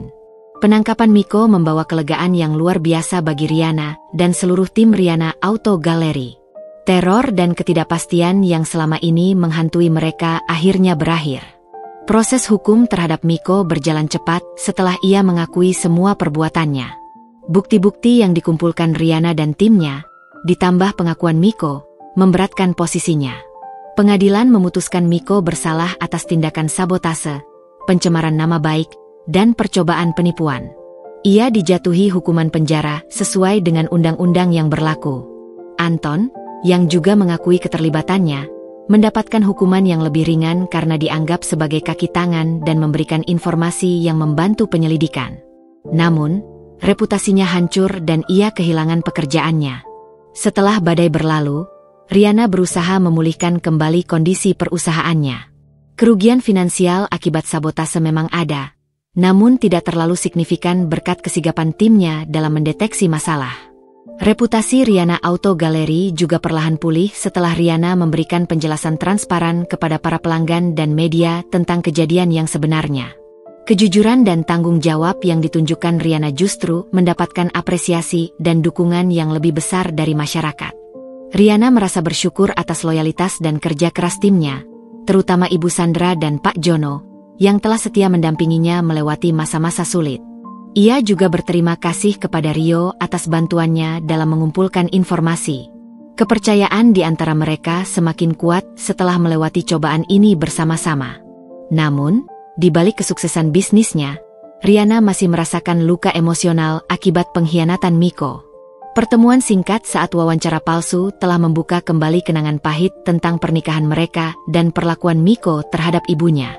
Meskipun Miko telah mendapatkan ganjarannya, rasa sakit dan kekecewaan itu tidak bisa hilang begitu saja. Kartika, ibunya, menjadi sumber kekuatan utama bagi Riana. Ia selalu memberikan dukungan moral dan nasihat yang menenangkan. Kartika mengingatkan Riana untuk tidak terus terpuruk dalam masa lalu dan fokus pada masa depan yang cerah. Ia juga menyarankan Riana untuk memaafkan Miko, bukan demi Miko, tetapi demi kedamaian hatinya sendiri. Perlahan, Riana mulai menerima nasihat ibunya. Ia menyadari bahwa terus menyimpan dendam hanya akan merusak dirinya sendiri.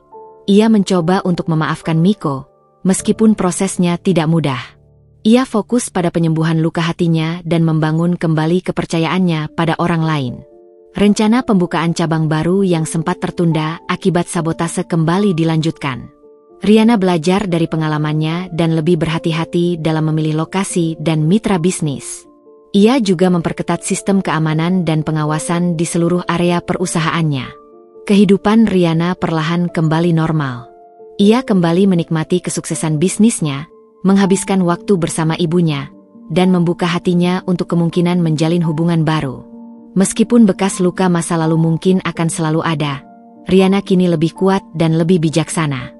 Ia telah berhasil melewati badai dan keluar sebagai pemenang. Namun, takdir terkadang memang penuh kejutan. Sebuah surat dari pengadilan yang tiba beberapa bulan kemudian akan kembali mengguncang ketenangan hidup Riana. Surat itu berisi permintaan dari Miko yang sedang menjalani hukuman penjara. Ia ingin bertemu dengan Riana. Surat dari pengadilan itu terasa dingin di tangan Riana. Permintaan Miko untuk bertemu, setelah semua yang terjadi, terasa seperti luka lama yang kembali dicolek. Awalnya, Riana berniat untuk mengabaikannya. Apalagi yang bisa dibicarakan dengan pria yang telah mengkhianatinya dan berusaha menghancurkan hidupnya? Namun, rasa penasaran dan keinginan untuk mengetahui apa yang sebenarnya ada di pikiran Miko membuatnya mempertimbangkan permintaan tersebut. Setelah berdiskusi dengan ibunya dan pengacaranya, Riana akhirnya memutuskan untuk menemui Miko. Mereka menyarankan agar ia tidak pergi sendiri dan ditemani oleh pengacaranya. Pertemuan itu dijadwalkan di ruang khusus di penjara tempat Miko ditahan. Hari pertemuan tiba dengan cuaca yang mendung, seolah ikut merasakan suasana hati Riana yang bercampur aduk. Ia tiba di penjara bersama pengacaranya. Suasana di sana terasa suram dan dingin, berbeda jauh dengan gemerlap Sooroomnya. Setelah melalui pemeriksaan ketat, mereka diantar ke sebuah ruangan kecil dengan meja dan 2 kursi. Tak lama kemudian, seorang petugas membawa masuk Miko. Miko terlihat berbeda. Pakaian tahanan yang dikenakannya membuatnya tampak lebih kurus dan pucat. Sorot matanya tidak lagi menyimpan arogansi seperti dulu, melainkan keputusasaan dan penyesalan yang mendalam. Ia menatap Riana dengan tatapan yang sulit diartikan. "Terima kasih sudah datang, Riana," kata Miko dengan suara pelan, hampir berbisik. Riana hanya mengangguk tanpa ekspresi. Pengacaranya duduk di sampingnya, siap untuk mengintervensi jika situasi memanas. "Saya tahu saya tidak pantas meminta apapun dari kamu," lanjut Miko, menundukkan kepalanya. "Tapi saya hanya ingin meminta maaf. Maaf atas semua sakit yang telah saya timbulkan. Maaf atas perlakuan saya terhadap ibumu. Saya benar-benar menyesal." Riana terdiam sejenak. Kata-kata maaf dari Miko terasa hambar setelah semua yang telah terjadi. Namun, ia tetap mendengarkan. Miko melanjutkan, menceritakan tentang kehidupannya di penjara, tentang bagaimana ia merenungi semua kesalahannya.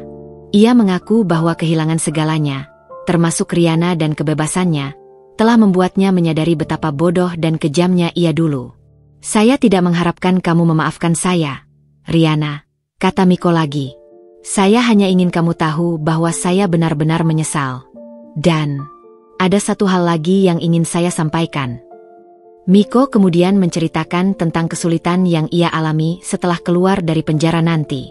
Ia tahu reputasinya hancur dan akan sulit baginya untuk mendapatkan pekerjaan. Ia bertanya apakah ada kemungkinan Riana bisa memberikannya pekerjaan di Sooroomnya setelah ia bebas. Permintaan itu bagai tamparan keras bagi Riana. Setelah semua yang ia lakukan, Miko masih berani meminta pekerjaan padanya?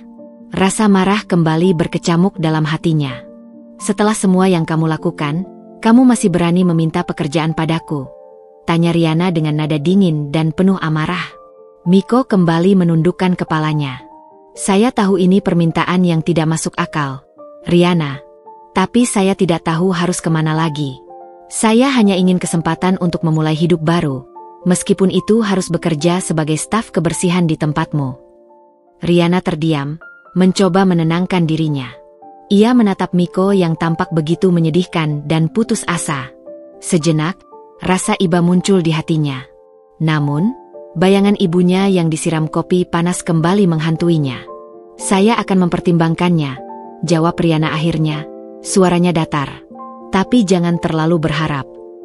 Pertemuan itu berakhir dengan suasana yang tegang dan tidak nyaman. Riana dan pengacaranya meninggalkan penjara dengan perasaan campur aduk. Permintaan Miko telah menimbulkan dilema baru dalam hidup Riana. Haruskah ia memberikan kesempatan kedua kepada pria yang pernah menghancurkan hidupnya? Ataukah ia harus membiarkannya merasakan akibat dari perbuatannya? Keputusan sulit kembali menghadangnya. Sepanjang perjalanan pulang dari penjara, pikiran Riana berkecamuk. Permintaan Miko untuk bekerja di showroom-nya terus terngiang di benaknya. Di satu sisi, ia merasa marah dan jijik. Bagaimana bisa pria itu, setelah semua yang ia lakukan, dengan begitu mudahnya meminta pekerjaan padanya? Itu terasa seperti penghinaan baru, seolah ia menganggap Riana akan begitu saja melupakan semua rasa sakit dan kerugian yang telah ia timbulkan. Namun, di sisi lain, Riana tidak bisa sepenuhnya mengabaikan tatapan putus asa Miko. Ia melihat kehancuran dalam diri mantan suaminya.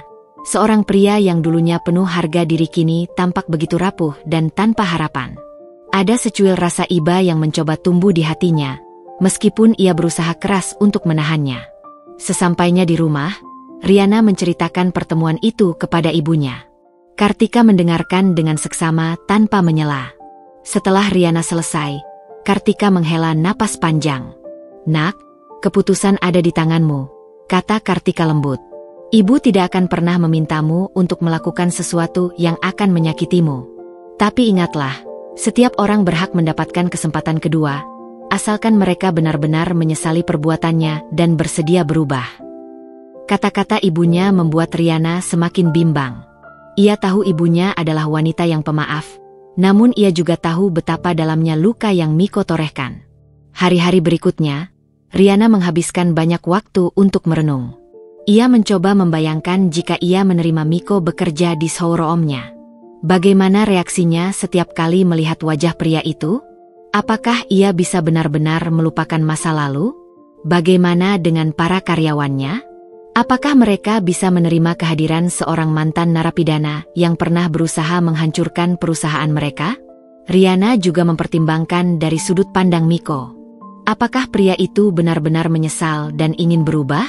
Atau apakah ini hanya taktik licik lainnya untuk kembali masuk ke dalam hidupnya dan mungkin melanjutkan rencana jahatnya? Rasa curiga masih tetap ada di benaknya. Ia berbicara dengan Ibu Sandra dan Pak Jono tentang permintaan Miko. Mereka berdua terkejut dan tidak setuju dengan ide tersebut. Mereka khawatir kehadiran Miko akan kembali menciptakan suasana yang tidak nyaman di perusahaan dan berpotensi menimbulkan masalah baru. Bu Riana, saya rasa ini ide yang buruk, kata Pak Jono dengan tegas. Orang seperti dia tidak pantas diberi kesempatan lagi setelah apa yang telah ia lakukan. Kita harus menjauhinya sejauh mungkin. Saya setuju dengan Pak Jono, Bu Riana, timpal Ibu Sandra. Kita sudah susah payah memulihkan perusahaan ini. Jangan biarkan dia kembali mengacaukan semuanya. Meskipun mendapat penolakan dari orang-orang terdekatnya, Riana masih belum bisa mengambil keputusan. Ada sesuatu dalam tatapan Miko di penjara yang membuatnya merasa bahwa pria itu benar-benar putus asa dan mungkin memang pantas mendapatkan kesempatan kedua. Namun, ia juga tidak ingin mengabaikan risiko yang mungkin timbul. Akhirnya, Riana memutuskan untuk membuat beberapa persyaratan yang sangat ketat jika ia memang akan mempertimbangkan permintaan Miko. Ia akan meminta Miko untuk menulis surat permohonan maaf secara tertulis kepada dirinya dan ibunya. Ia juga ingin melihat bukti nyata bahwa Miko benar-benar berusaha untuk berubah selama menjalani masa hukumannya. Dan yang terpenting, ia akan memberikan masa percobaan yang sangat ketat dengan pengawasan yang ketat jika ia memang memutuskan untuk memberikannya pekerjaan. Keputusan yang akan ia ambil tidak hanya akan mempengaruhi hidupnya, tetapi juga masa depan perusahaan dan ketenangan orang-orang di sekitarnya. Dilema ini terasa begitu berat dan membingungkan. Setelah mempertimbangkan dengan matang semua aspek, Riana akhirnya membuat keputusan yang berat namun terasa benar di hatinya. Ia memutuskan untuk memberikan Miko kesempatan kedua, namun dengan persyaratan yang sangat jelas dan tegas. Riana mengirimkan surat balasan kepada Miko melalui pengacaranya. Dalam surat itu, ia menyampaikan bahwa ia bersedia mempertimbangkan permintaannya untuk bekerja di Riana Auto Gallery setelah ia bebas, namun hanya jika Miko memenuhi beberapa hal. Pertama, Miko harus menulis surat permohonan maaf yang tulus dan mendalam kepada Riana dan ibunya, mengakui semua kesalahannya tanpa pembenaran sedikitpun. Kedua, Miko harus menunjukkan bukti nyata selama menjalani masa hukumannya bahwa ia telah berusaha untuk merehabilitasi diri dan belajar dari kesalahannya. Ketiga, jika ia diterima bekerja, ia akan menjalani masa percobaan yang sangat ketat dengan pengawasan langsung dari Riana dan Pak Jono. Ia akan memulai dari posisi staf kebersihan seperti yang ia ajukan, tanpa ada keistimewaan sedikitpun. Dan yang terakhir, jika ia melakukan kesalahan sekecil apapun atau menunjukkan gelagat mencurigakan, ia akan langsung dipecat dan dilaporkan kembali kepada pihak berwajib jika diperlukan. Beberapa bulan kemudian, setelah Miko bebas dari penjara, Riana menerima surat permohonan maaf dari mantan suaminya. Surat itu ditulis dengan tangan, penuh dengan penyesalan dan pengakuan atas semua perbuatannya. Miko tidak mencoba membela diri atau mencari pembenaran. Ia hanya mengungkapkan betapa menyesalnya ia telah menyakiti Riana dan ibunya. Bersama surat itu, terlampir juga surat keterangan dari pihak penjara yang menyatakan bahwa Miko telah mengikuti program rehabilitasi dengan baik dan menunjukkan perubahan perilaku yang positif. Setelah berdiskusi kembali dengan ibunya dan mempertimbangkan semua hal, Riana akhirnya memutuskan untuk memberikan Miko kesempatan. Ia merasa bahwa setiap orang memang pantas mendapatkan kesempatan kedua jika mereka benar-benar menyesal dan berusaha untuk berubah. Ia juga percaya bahwa memaafkan, meskipun sulit, akan membawa kedamaian bagi hatinya sendiri. Miko datang ke Riana Auto Gallery dengan wajah penuh harap namun juga ketakutan. Riana menyambutnya dengan sikap dingin namun profesional. Ia menjelaskan kembali semua persyaratan yang telah ia ajukan dan menekankan bahwa ia tidak akan memberikan toleransi sedikitpun jika Miko kembali berulah. Miko mengangguk dengan sungguh-sungguh, berjanji akan bekerja keras dan membuktikan bahwa ia pantas mendapatkan kesempatan ini. Ia memulai pekerjaannya sebagai staf kebersihan, melakukan tugasnya dengan tekun dan tanpa mengeluh. Pak Jono mengawasinya dengan ketat, memastikan ia tidak melakukan tindakan mencurigakan. Awalnya, kehadiran Miko menimbulkan kecanggungan di antara para karyawan. Namun, seiring berjalannya waktu dan melihat kesungguhan Miko dalam bekerja serta sikapnya yang sopan dan tidak mengganggu, mereka perlahan mulai menerima keberadaannya. Riana sendiri tetap menjaga jarak dengan Miko, bersikap profesional namun tidak berusaha untuk membangun kembali hubungan pribadi. Ia fokus pada pekerjaannya dan terus mengembangkan Riana Auto Gallery. Waktu terus berjalan. Miko bekerja dengan baik dan tidak pernah melanggar janjinya. Ia menunjukkan penyesalan yang tulus dan berusaha untuk memperbaiki kesalahannya dengan bekerja keras dan bersikap baik kepada semua orang. Beberapa tahun kemudian, Riana melihat perubahan nyata dalam diri Miko. Pria itu tidak lagi arogan dan penuh dendam. Ia menjadi lebih rendah hati, lebih menghargai orang lain, dan tampak benar-benar menyesali masa lalunya. Meskipun hubungan mereka tidak pernah kembali seperti dulu, Riana merasa bahwa keputusannya untuk memberikan Miko kesempatan kedua adalah keputusan yang tepat. Bukan hanya karena ia telah membantu seseorang untuk memulai hidup baru, tetapi juga karena ia telah belajar tentang arti sejati dari pengampunan dan kesempatan.